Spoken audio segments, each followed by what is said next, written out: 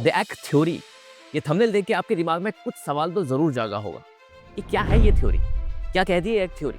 लेकिन दोस्तों मैं आपको गारंटी देके कह सकता हूँ, इस थ्योरी ने अच्छों अच्छों का दिमाग हिला के रख दिया है। तो चलो यार वीडियो को स्टार्ट करते हैं और मैं आपसे एक रिक्वेस्ट करना चाहूंगा, वीडियो को बिल्कुल भी स्किप मत करना। तो चलो यार वीडियो को शुरू करते हैं।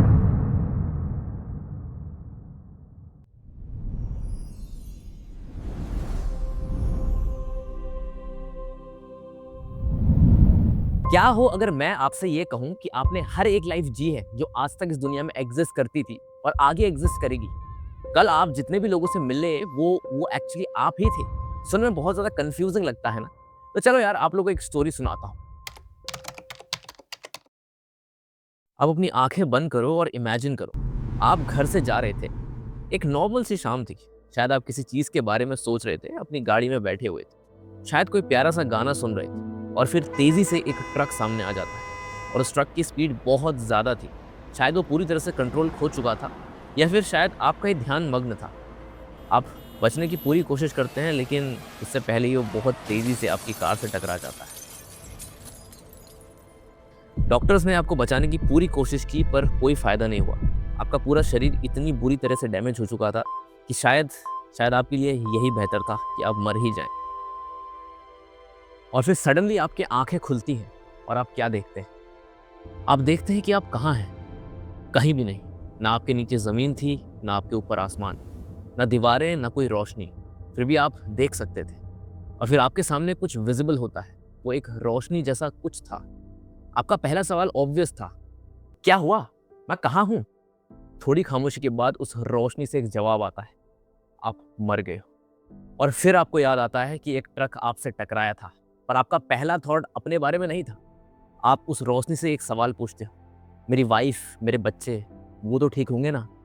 अब ये सब सुन के वो लाइट मुस्कुरा उठती है और बोलती है, आप इंसानों के बारे में मुझे यही चीज पसंद है। आप अभी अभी मरे हो और आपकी पहली चिंता आपके परिवार के बारे में है। आपके बच्चे आपके बारे में हमेशा अच्छा सोचेंगे। उनके पास आपसे नाराज होने का समय ही नहीं बचा। उनके लिए आप हमेशा से एक अच्छे पिता थे। और आपकी पत्नी, वो बाहर से तो रोएगी पर अंदर से उसे बहुत राहत मिलेगी। सच बोलूं तो आपकी शादी टूट रही थी। अगर आपको कोई सहानुभूति चाहिए तो आपको बता दूं कि वो खुद को बहुत गिल्टी फील करेगी और समय के साथ साथ वो भी जीना सीख जाएगी और एक दिन आपको जरूर भुला देगी। अब आप ये सब सुन के बिल्कुल खामोश हो जाते हैं। थोड़ी देर की खामोशी के बाद आप पूछने लगते हैं उस वॉइस से, अब मेरा क्या होगा, स्वर्ग या नर्क या फिर कुछ और? अब वॉइस इस बात का जवाब देती है, नहीं, कुछ भी नहीं। अब आपका पुनर्जन्म होगा। अब यहाँ पे आप बिल्कुल हैरान हो जाते हैं सुन के। तो आपको लगता है कि हाँ, तो हिंदू सही थे। अब यहाँ पे वो रोशनी फिर मुस्कुराती है और बोलती है, कोई धर्म गलत नहीं, सब अपनी अपनी जगह बिल्कुल सही है। चाहे फिर कोई हिंदू हो, मुस्लिम हो, सिख या ईसाई, सारे ही धर्म अच्छे हैं। कोई बुराई नहीं है किसी में भी। अब आप दोनों चलना शुरू करते हैं, बस यूं ही पैदल पैदल एक तरफ चल रहे होते हैं। अब आप उस वॉइस से पूछते हैं कि हम कहाँ जा रहे हैं? अब वॉइस जवाब देती है, कहीं नहीं, बस बात करते करते चलना बहुत अच्छा लगता है। अब आपके अंदर एक जिज्ञासा जागती है और आप पूछ लेते हैं, तो अब मेरा क्या होगा? क्या मेरा रीबर्थ होगा? मेरी इन यादों का क्या? क्या इस लाइफ के सारे एक्सपीरियंसेस, सारी मेमोरीज, सब कुछ गायब हो जाएंगी? तो क्या ये जिंदगी यूं ही बेकार हो जाएगी? अब वॉइस जवाब देती है, नहीं। उसने आपको रोका, आपके कंधे पकड़े और कहा, आपकी आत्मा आपकी सोच से कहीं ज्यादा बड़ी है, ज्यादा खूबसूरत है, ज्यादा बेहतरीन है। इंसानी दिमाग में जो क्षमता है वो आपका सिर्फ एक छोटा सा हिस्सा है। ये ऐसे है जैसे एक ग्लास पानी में आपने अपनी उंगली डाली हो और महसूस करा हो कि पानी ठंडा है या गर्म है। आप अपना एक छोटा सा हिस्सा उसे महसूस करने के लिए डालते हो और जब आप निकालते हो तो आपको वो अनुभव मिल चुका होता है। इसका मतलब ये नहीं कि वो पानी ही आपकी जिंदगी है। आप 48 सालों से इंसानी रूप में हो, इसीलिए आप ये अनुभव नहीं कर पा रहे हो कि आप वास्तविकता में कितने विशाल हो। अगर हम यहाँ तक कुछ और देर और चलते रहे तो आपको सब कुछ याद आने लगेगा। और एक बार फिर से आपने जिज्ञासा से पूछा, इस बार मैं किस रूप में जन्म लेने वाला हूँ? तो उस रोशनी ने जवाब दिया, आप 540 एडी में एक चाइनीज किसान महिला बनोगे। अब आप बहुत ज्यादा कंफ्यूज हो गए।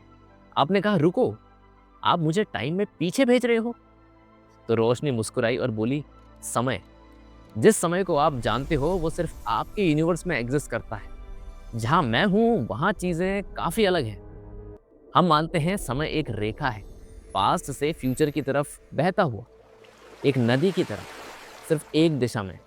पर वो समय आपके यूनिवर्स का एक फीचर है। ये चीज़ हर जगह लागू नहीं होती। अगर बाहर से देखो, जहाँ से मैं देखता हूँ, तो 540 एडी और 2024 एडी और 3000 एडी सब एक साथ एग्जिस्ट करते हैं। सब घटनाएं एक साथ हो रही हैं। आप सिर्फ एक यूनिवर्स के अंदर फंसे हुए हो, इसलिए एक दिशा को अनुभव करते हो, पास्ट से फ्यूचर। अब ये सब सुन के आपके दिमाग में एक सवाल आया और आपने कहा, अगर मैं डिफरेंट टाइम पीरियड्स में जन्म लेता हूँ तो क्या अभी मैं खुद से मिल सकता हूँ? अब वो रोशनी ये सुन के मुस्कुराई और बोली, जरूर, ऐसा तो हमेशा से होता आया है। और अगर आप कभी खुद से मिलोगे तो आपको पता भी नहीं चलेगा कि वो आप ही हो। आप यहाँ पे मुस्कुराए और आपने पूछा, इस सब का मतलब क्या है? लाइफ का पर्पस क्या है? रोशनी ने आपकी आंखों में देखा और बोला, मैं ये पूरा यूनिवर्स इसलिए बनाया हूँ ताकि आप मैच्योर हो सको। आपने बोला, आपका मतलब ह्यूमैनिटी? रोशनी ने जवाब दिया, नहीं, सिर्फ आप। अब यहाँ पे आप हैरान थे। आपने बोला, सिर्फ मैं?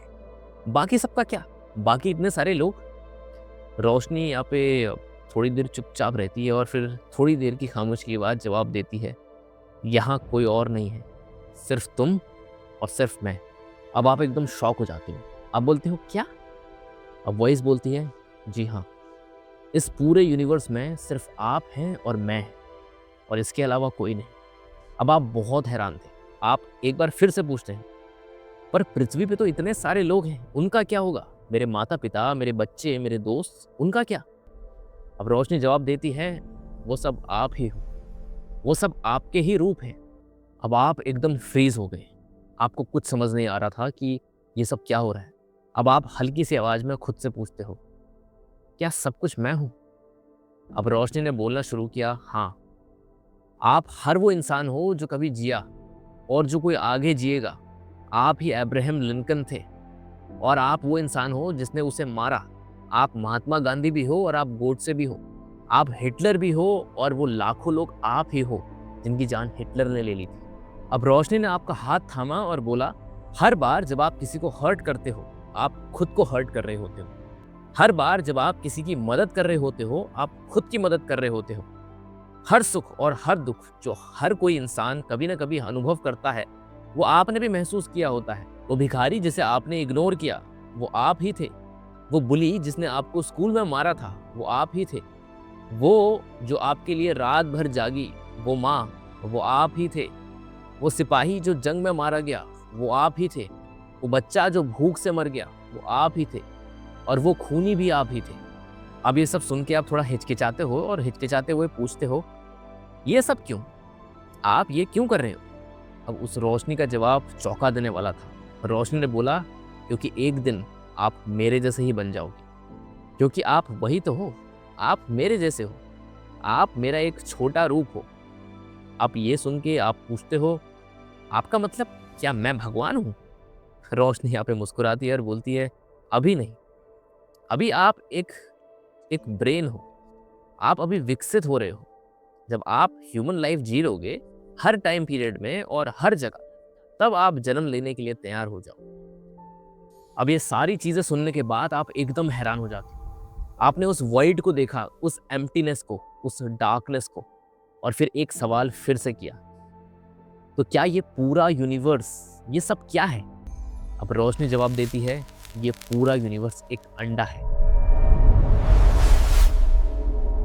और इसी के साथ आप एक नया सवाल और पूछने ही वाले थे कि अब रोशनी मुस्कुराते हुए बोलती है, अब आपके लिए आपके अगले जीवन में जाने का समय हो गया है।